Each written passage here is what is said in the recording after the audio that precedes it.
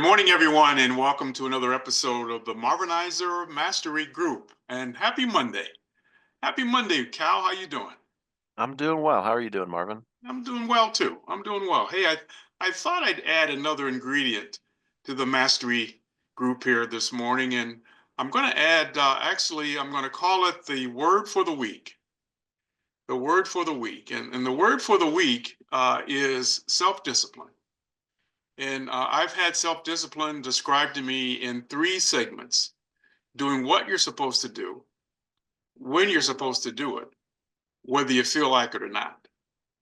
Let me repeat that. It's doing what you're supposed to do, when you're supposed to do it, whether you feel like it or not. So during this upcoming week, I want you to think about what you're really supposed to do. What's going to give you the biggest bang for your buck? What's going to give you return on your investment? So what is it that you're supposed to do? And then secondly, when are you supposed to do it? I think sometimes procrastination gets in the way. And are you doing it at the time you should be doing it? And the third one is even when you don't feel like it, because when it comes to making phone calls, or maybe it's paperwork kind of things, or what's that one thing that you kind of put off and procrastinate? Well, the word for the week is self-discipline. And so do what you're supposed to do, when you're supposed to do it, whether you feel like it or not. And I'll add one more caveat, because sometimes we'll do it when somebody's hanging over us, but will you do it when nobody's watching? So that's the word for the week, is self-discipline. And as always, we'll move right into Ask Marvin Anything, and then we'll go into our continuation of selling value, not price. So what are they trying to stump me with this week, Cal? What do you got, buddy? So this question sort of ties in a little bit to what we were talking about with cold calling a couple weeks ago. This one is, how can I stay motivated when facing constant rejection? Mm, mm.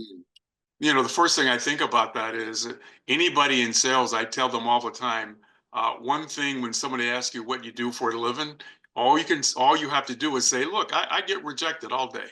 'Cause, nobody has 100% close rate. So even if you're operating at 50 or 60, 50 or 40% of the time, people are telling you, and I don't refer to it as no, I refer to it as not now. And that's probably the first thing. If you can start looking at that no as a not now, that's the first thing.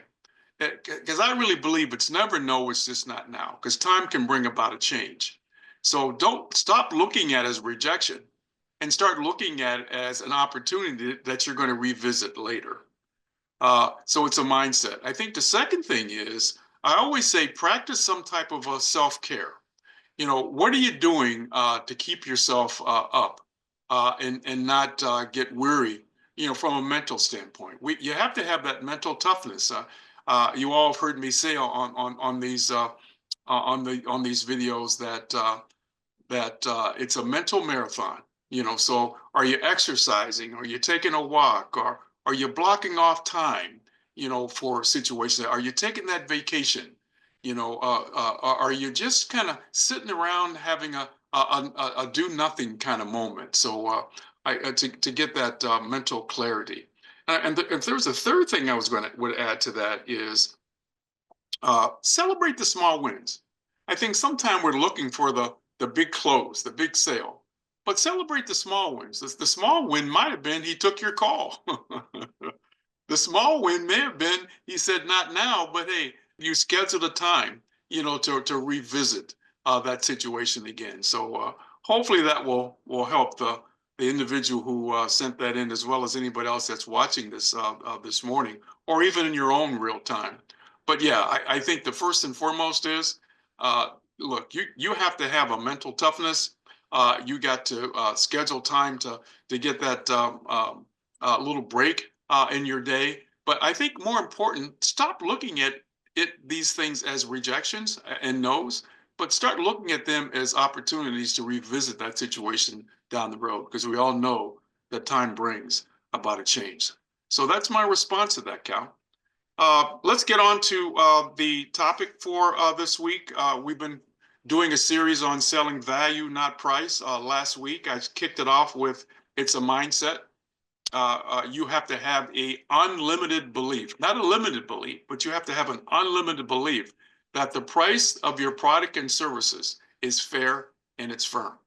And you also have to believe that it's fair and it's firm. Because any type of mental self-doubt can put you in a situation where even before the customer even hears the price, you're already second guessing that decision. So have a strong mindset when it comes to your pricing. Second thing that you can do to sell value, not price, is find out what's important to the customer. Because I know that there's a lot of value that your company can bring between your products and your services, and obviously you. But are you asking that question, doing that needs analysis? What's important to you? And I always try to ask the question more open-ended. I'm going to ask the question, hey, could you share with me 2 or 3 things that are important to you? Because I want to make sure that when we put this customized solution together, it's really going to make sure that all your needs are being met. What's important to them? So second thing in selling value in that price is actually finding out what's important to them. The third thing, though, is you want to look at your product as a solution and not a product, a solution and not a service. So you want to be the solution to their problem and their pain. So when you want to sell value and not price, because then what happens is you're no longer selling a widget. You're no longer selling a service. You're providing a solution to the problem and pain they had. And I'll talk more about that when we get into overcoming customer resistance. But there's definitely a difference between problem and pain. The problem is what I'm going through right now. But you got to make sure you talk about the pain that comes from that. So 2 things on selling value, not price today. Surface that value that they're looking for by asking that question. What's important to you? What are your expectations? Give me 2 or 3 things that you want to make sure happens during this process. And third is making sure you become a solution provider and not just pushing and presenting you. So that's my message here today. Looking forward to next week. We'll continue on with this series as well as the word for next week, which was today. Remember?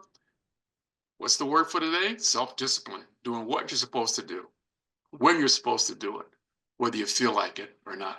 Thank you so much, and let's make it a great week. Bye for now.